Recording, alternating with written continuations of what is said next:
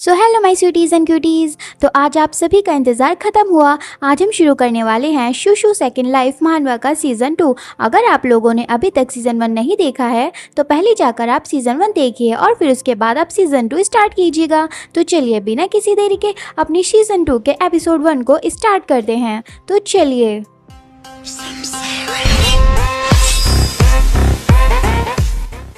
तो सीज़न 2 की स्टार्टिंग वहीं से होती है जहां सेकंड सेमेस्टर स्टार्ट हो गया था और शुइना एकेडमी आकर अपनी पैकिंग खोल रही होती है और सामान रख रही होती है। सारा सामान सही जगह रखने के बाद वो कहती है, मैंने अपना सामान रख लिया। जब भी न्यू सेमेस्टर स्टार्ट होता है तो मुझे अपने सामानों को अरेंज करना पड़ता है। मुझे ऑटोमेटिक स्टार्टिंग मैजिक पर रिसर्च करनी चाहिए ताकि मैं अपने सामानों को कम समय में रख सकूं।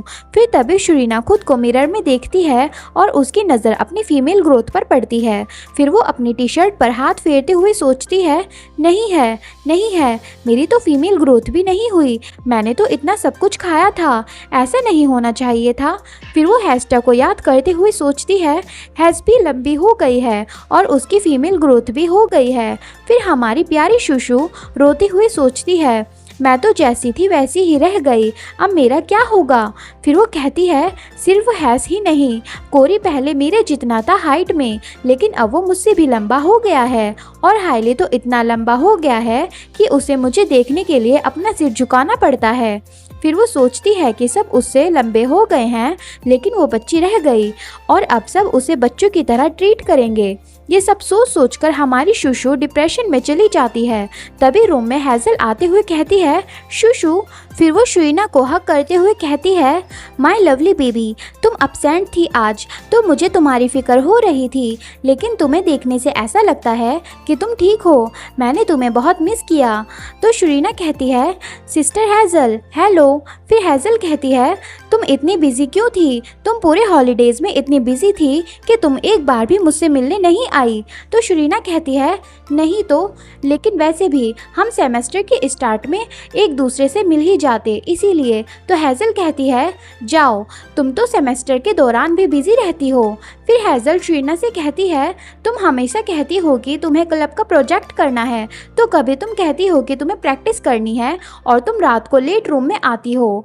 हमेशा तुम बिजी ही रहती हो। फिर शुइना कहती है, मुझे माफ़ कर दो, इस सेमेस्टर में मैं पक्का तुम्हारे साथ टाइम स्पेंड करूंगी। तभी हेज़ल कहती है, याद रखना इसे, अगर तुम क्लास के बाद फ्री ना हो तो तुम ब्रेक के टाइम पर मेरी क्लास में आकर मुझसे मिल लेना, ठीक है। तो शुइना कहती है, ठीक है। फिर हेज़ल जाते हुए कहती है, बहुत अच्छे, अब तुम्हें रेस्ट करना चाहिए, तुम थक गई होंगी।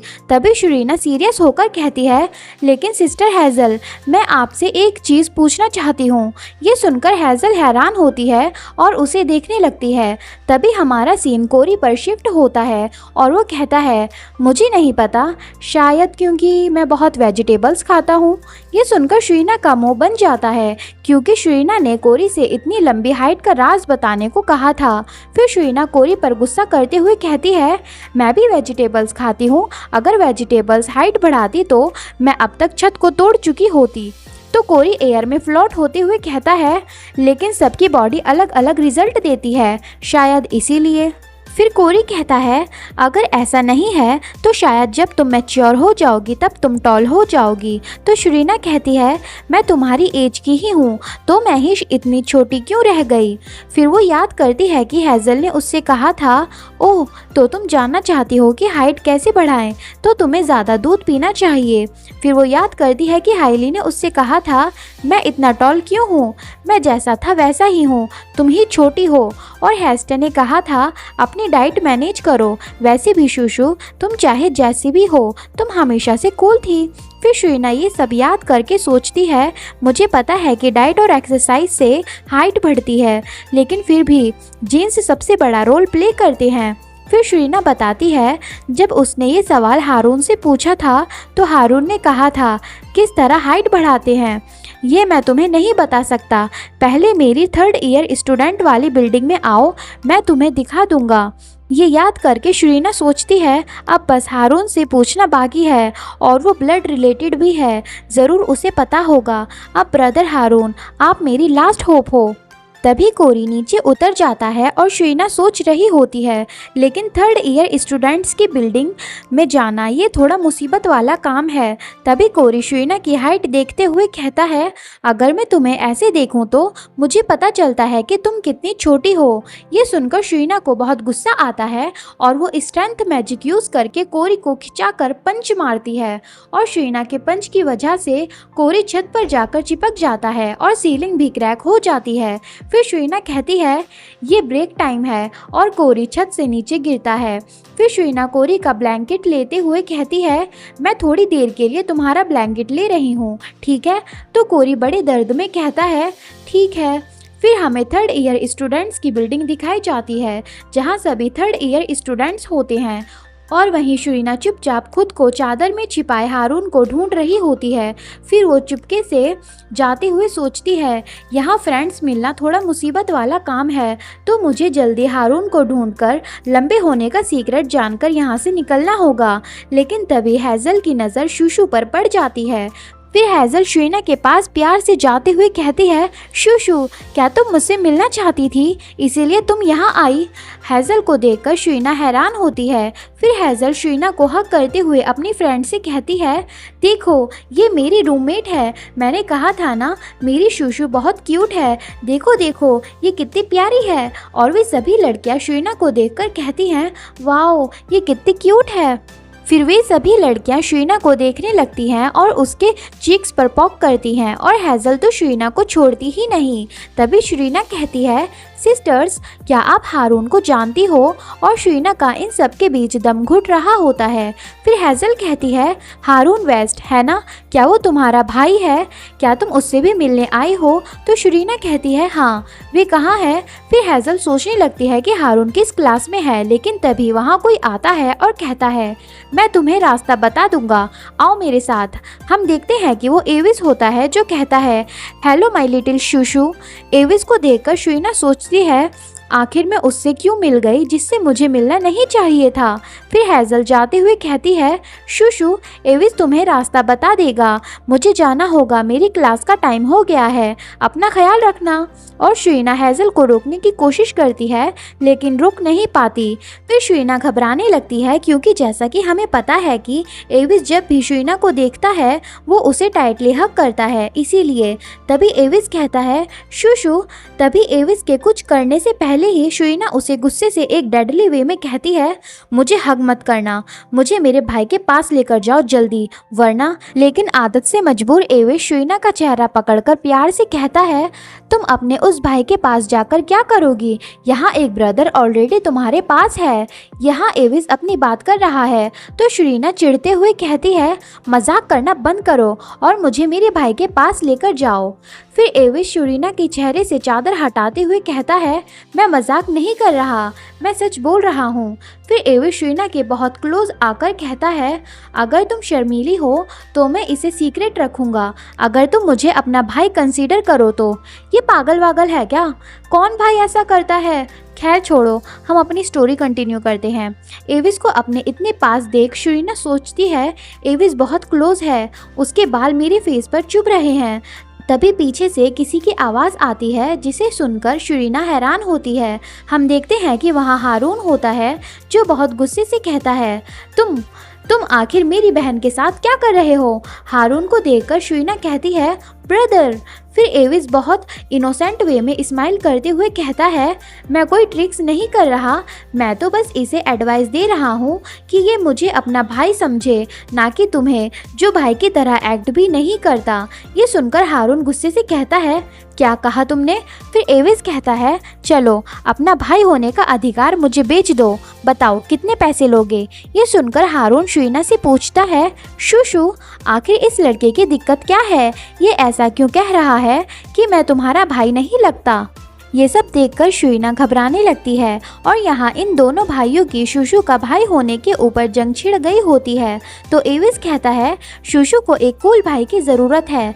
तो हारून कहता है, मैं हूँ कूल तुमसे ज़्यादा। तो एविस कहता है, अरे तुम तो शूशू की तरह लगते भी नहीं हो, और मुझे देखो मेरे शूशू की तरह ऑरेंज बाल हैं। तो हारून कहता है, लेकिन शूशू मुझे तुमसे ज़्यादा प्यार करती है, मैं इसका भाई। यहाँ माहौल बिगड़ रहा होता है और शुइना शुइना चुपके से वहाँ से निकलते हुए सोचती है, इससे पहले कि बात और बिगड़े मैं यहाँ से खिसक लेती हूँ। तभी एविस हारून के बराबर में जोर से हाथ मारता है और कहता है, हो ही नहीं सकता, शूशु मुझसे ज़्यादा क्लोज है, तुमसे भी ज़्यादा। एविस को ऐसे डेडली वे में बात करते देख हारून और शुइना घबरा जाते हैं। फिर एविस हारून से कहता है, तुम्हारे पास कुछ भी नहीं है, एक कपल टैटू जैसा शूशु के साथ, है ना? तो हारून कहता है, क्या? तो मैं आपकी जानकारी के लिए बता दूं कि एविस यहाँ कॉन्ट्रैक्ट वाले टैटू की बात कर रहा है जो शुरीना ने कॉन्ट्रैक्ट पर पेनल्टी के दौरान एविस को दिया था, जो कि एविस के एस पर बना हुआ है, जिसे एविस कपल टैटू बता रहा है। हालांकि वो पेनल्टी टैटू है जो हट जाता कॉन्ट्रैक्ट पूरा होने के बाद, लेकिन एविस ने उस कॉन्ट्रैक्ट को कंटिन्यू किया, जिसके चलते शुरीना को काम होना हो, उसे मिलने आना होगा। आई होप आप समझ गए होंगे। तो चलिए स्टोरी कंटिन्यू करते हैं। एविस की बात सुनकर शुइना सोचती है, हे एविस, तुम जीतने के लिए टैटू बीच में क्यों ला रहे हो? फिर हारून कहता है, शूशु क्या ये सच है? कपल टैटू तुमने वो कब बनवाया और कहाँ? ये सुनकर एविस इविल स्माइल करता है। फिर एविस कहता है, क्या तुम क्यूरियस हो जानने के लिए? ये सुनकर शुइना घबराने लगती है और एविस को रुकने को कहती है। तभी एविस हारून के कान में कहता है, टैटू है मेरे एस पर। ये सुनकर हारून एकदम से सहम जाता है। ये बात सुनकर हारून और शुइना के पैरों तले ज़मीन खिसक जाती है। फिर हारून बहुत ज़ोर से चिल्लाता है, शुरीना वेस्ट, और पूरी बिल्डिंग हिल जाती है। और शुइना हारून को समझाने की कोशिश करती है कि जैसा वो समझ रहा है वैसा कुछ भी नहीं है। फिर हारून शुइना का पीछा करता है और कहता है, वहीं रुक जाओ, पहले मुझे बताओ कि ये सब क्या है। और शुइना पूरी तेज़ी से हारून से बचने के लिए भाग रही होती है। फिर वो रोते हुए सोचती है, मुझे यहाँ आना नहीं चाहिए था, मैं यहाँ कभी वापस नहीं आऊँगी। फिर हमें नाइट का सीन दिखाया जाता है जहाँ कोई शुइना की फिश डांस की वीडियो देख रहा होता है, जिसमें हमारी प्यारी शूशु ने कमाल का डांस किया था। हम देखते हैं कि ये कोई और नहीं बल्कि एविस होता है। फिर एविस शुइना का फिश डांस देखकर बहुत हंसता है। फिर वो वीडियो ख़त्म हो जाती है और इमेज ट्रांसमीटर बंद हो जाता है। फिर एविस कहता है, कितना एक्साइटिंग है, अगर मुझे पता होता कि ये इतना छोटा होगा तो मैं और कैमरास लगा देता उस क्लब में। फिर वो बहुत प्यार से कहता है, क्योंकि शूशु के साथ रहने में बहुत मज़ा आता है।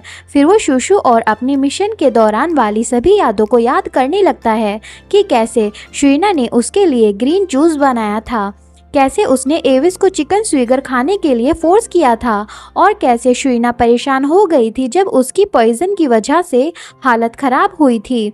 फिर एविस सीरियस होकर कहता है, वाकई मुझे शूशु को अब अपने साथ रखना होगा पूरी ज़िंदगी। तभी एविस को बाहर से काफ़ी आवाज़ें आने लगती हैं और कोई उसका डोर नॉक करता है। फिर एविस डोर खोलते हुए सोचता है, नॉर्मली तो मेरे रूम में कोई भी नहीं आता मुझसे मिलने, तो आखिर कौन आया है? फिर वो कहता है, कौन है? तभी वहाँ बहुत सारे लोग सामान रखते हुए कहते हैं, हेलो, आपके रूममेट ने हमें उनका सामान यहाँ रखने को कहा था। तो एविस कहता है, रूममेट? क्या मैं इस रूम में अकेला नहीं हूँ जो यहाँ रहता है? तो वो बंदा सामान अंदर रखते हुए कहता है, जो रूल है 1 रूम में 2 स्टूडेंट्स होने का वो फॉलो होना चाहिए, इसीलिए आपका रूममेट अभी एडमिशन करवाने गया है, वो जल्दी ही यहाँ आ जाएगा, कल परसों तक। तो एविस उससे पूछता है, तो मेरा रूममेट कौन है? और गेस व्हाट, एविस का रूममेट कौन होगा? सोचिए सोचिए, आप लोग सही हो, एविस का रूममेट श्वान है जो उसकी लंका लगाने आने वाला है। So back to the story. ये जानने के बाद कि उसका रूममेट श्वान है, एविस के पसीने छूट जाते हैं और वो बहुत घबराते हुए सोचता है, डैम इट, शायद अब मुझे ये रूम ही नहीं बल्कि डॉर्म ही छोड़ना पड़ेगा। फिर हमें बहुत सारी मिल्क बोतल्स दिखाई जाती हैं जो सब शुरीना को दे रहे होते हैं और कहते हैं, ये लो दूध पियो शूशु, इससे तुम जल्दी लंबी हो जाओगी। फिर बहुत सारे स्टूडेंट्स मिलकर शुरीना के हाथ पैर खींचने लगते हैं ताकि वो लंबी हो जाए। फिर हम देखते हैं कि शेफ भी शुरीना को ज़्यादा खाना देते हुए कहते हैं, शूशु ज़्यादा खाओ, इससे तुम लंबी हो जाओगी। और इतना टेस्टी खाना देख शुरीना के मुँह से पानी आने लगता है।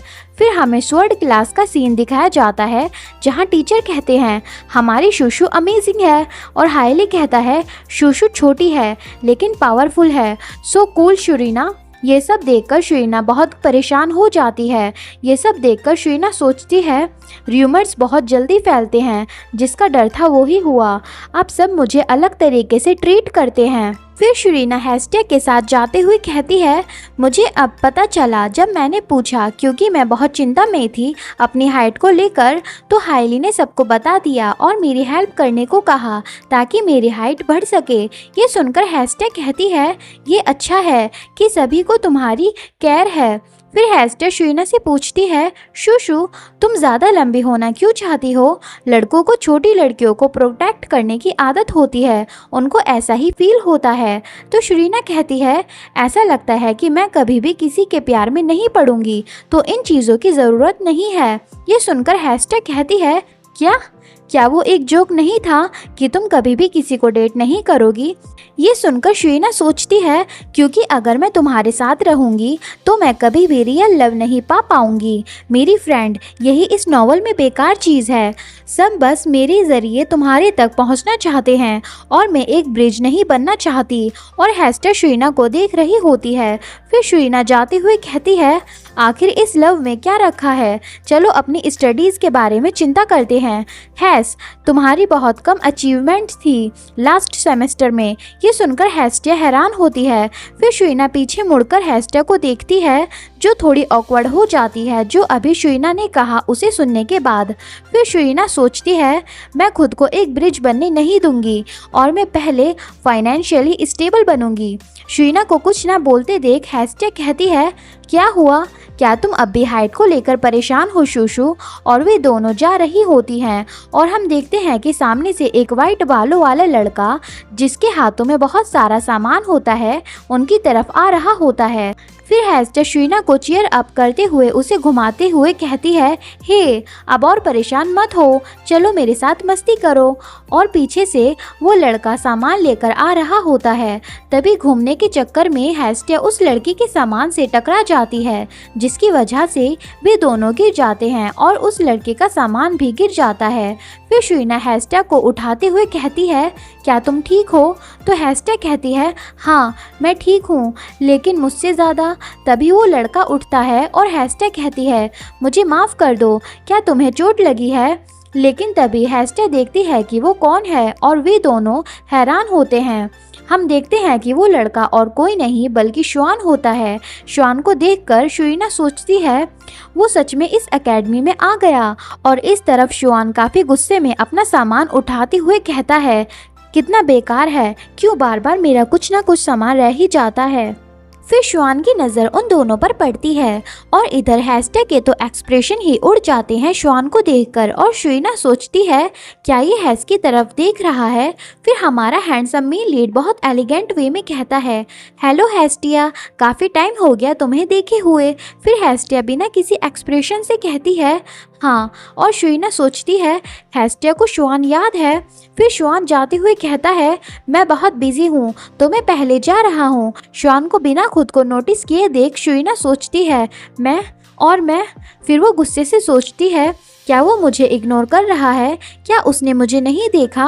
फिर हमें एकेडमी दिखाई जाती है। फिर हमें स्वर्ड क्लास दिखाई जाती है जहाँ सब प्रैक्टिस कर रहे होते हैं। फिर हम एक लकड़ी को एक रस्सी से बंधा देखते हैं। फिर हम देखते हैं कि शुइना जंप करके उस लकड़ी को अपने सिर से हिट करती है। और ये करते हुए शुइना सोचती है, जब मैं श्वान से मिली थी तब मैं एविस के साथ थी और मैं एक बच्ची की अपीयरेंस में थी, तो उसने मुझे नहीं पहचाना होगा। लेकिन अब जब श्वान ने मुझे मेरी रियल अपीयरेंस में देखा तो क्या मैं उसे याद नहीं? हम बचपन में तो मिले थे, हम बचपन में फ्रेंड्स थे, तो उसने सिर्फ हैस को क्यों पहचाना, मुझे क्यों नहीं? और वो फ्रस्ट्रेशन में बार बार उस लकड़ी को जंप करके अपने सिर से हिट करने लगती है। फिर शुइना रुक जाती है और सोचती है, नहीं, ज़रूर काफ़ी टाइम होने की वजह से वो मुझे भूल गया है। और वैसे भी नॉर्मल मेल लीड्स की आंखों में हमेशा फीमेल लीड्स ही होती हैं। और वैसे भी मैं तो बस एक सपोर्टिंग कैरेक्टर हूँ, तो उदास होने की ज़रूरत नहीं है। वैसे भी उसकी पर्सनैलिटी अच्छी नहीं है, शायद मुझे पता लगाना होगा कि उसकी पर्सनैलिटी कैसी है।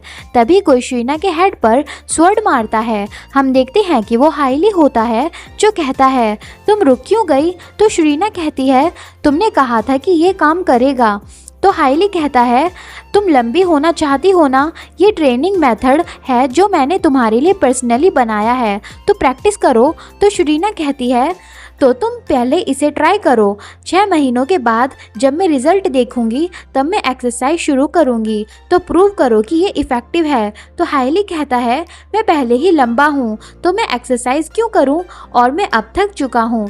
तो फिर हमेशा की तरह इस बात पर भी इन दोनों की जंग छिड़ जाती है। तो शरीना कहती है तुम थक गए और तुमने मुझे ये एक्सरसाइज 1000 बार करने को कहा, क्या तुम मुझे बुली करना चाहते हो। तो हाईली कहता है मुझे तो बस तुम्हारी चिंता थी कि तुम छोटी रह जाओगी, इसलिए मैंने तुम्हारे लिए ये एक्सरसाइज बनाई और तुम्हें करने को बोला। तो शरीना कहती है चिंता, क्या तुम इसे चिंता कहते हो, मजाक करना बंद करो।